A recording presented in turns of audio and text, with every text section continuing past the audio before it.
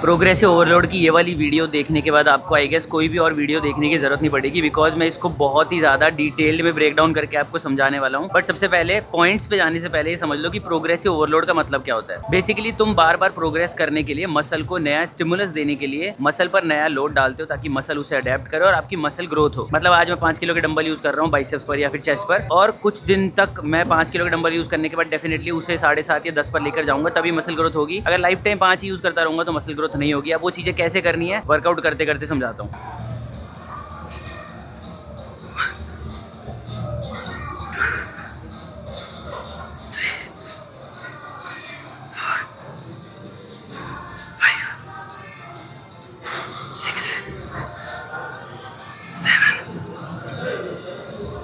Eight, 9, 10.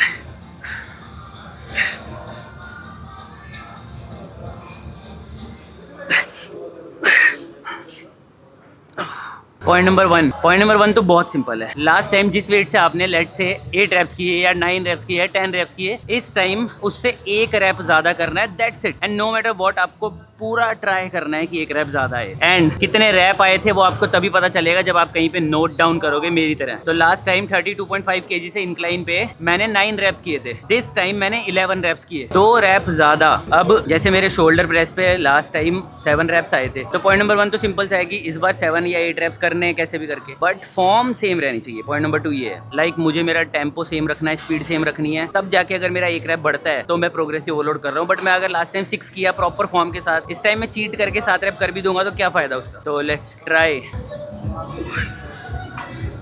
2, 3, 4, 5, 6, 7, 8 clean raps. फिर से मैं पॉइंट भूल गया कि मैं कौन से पॉइंट की बात कर रहा था, बट एक और पॉइंट बताता हूँ कि अगर आप बिगिनर हो तो आप एवरी वीक, मतलब जब भी आप उस मसल को रिपीट करते हो, आप 1 या 2 रैप एक्स्ट्रा एक्सपेक्ट कर सकते हो कि आपके आएंगे प्रोग्रेसिव ओवरलोड में। बट अगर आपको मान लो 3-4 साल हो चुके हैं तो आप एवरी वीक 1 रैप या फिर कभी कभी 0 रैप भी एक्सपेक्ट कर सकते हो बढ़ना। मतलब अभी मेरे कभी कभी किसी वीक में कोई वर्कआउट या एक्सरसाइज में 1 रैप भी नहीं बढ़ता है। तो जरूरी नहीं है कि हर बार बढ़े, और जरूरी नहीं है कि रैप नहीं बढ़ रहे तो प्रोग्रेस नहीं हो रही। ज्यादा टेंशन मत लेना, कई बार प्रोग्रेस हो रही होती है बट एक साथ 1-2 रैप बढ़ जाते हैं, पता भी नहीं चलता। फॉर एग्जांपल लास्ट 2 वीक से मैं बेंच प्रेस डंबल प्रेस पे सेम वेट पे सेम रैप पे स्टक था, अब एकदम से 2 रैप बढ़ गए। करोगे?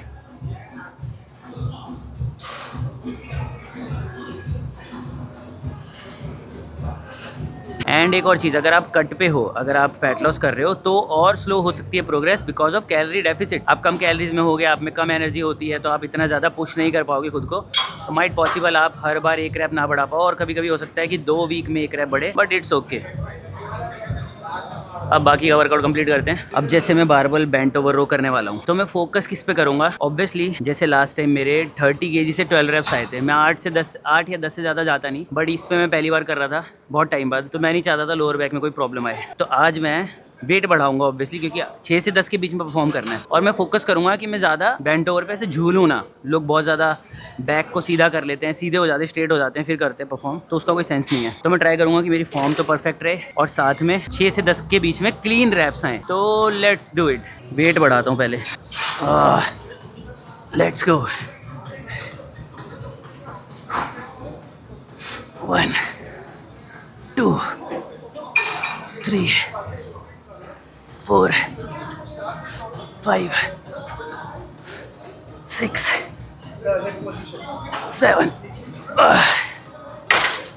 ऑलमोस्ट 7 रैप आए हैं, बट 7th रैप में फॉर्म थोड़ी सी ख़राब हुई थी।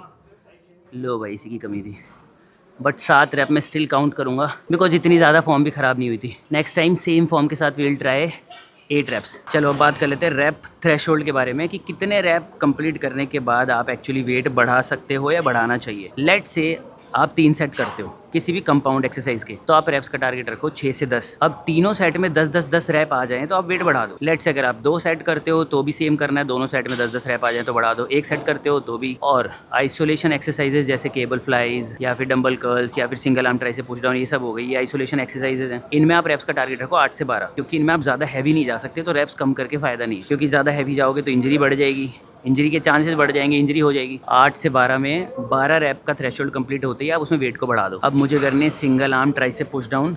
लास्ट टाइम नहीं, सिंगल आर्म नहीं, normal tricep push down. Last time 60 से 12 रैप्स आ गए थे, तो आज 65 करूँगा। Let's go. ट्राई करना है फॉर्म ठीक रखने का, बिकॉज मैं चाहूँ तो 65 से भी 10 रैप कर दूँ। अगर फॉर्म सही रखूँगा तो ही ये प्रोग्रेस काउंट होगी। 1 2 3 4 5 क्लीन फॉर्म, 6 7 8 9 नो जर्क, 11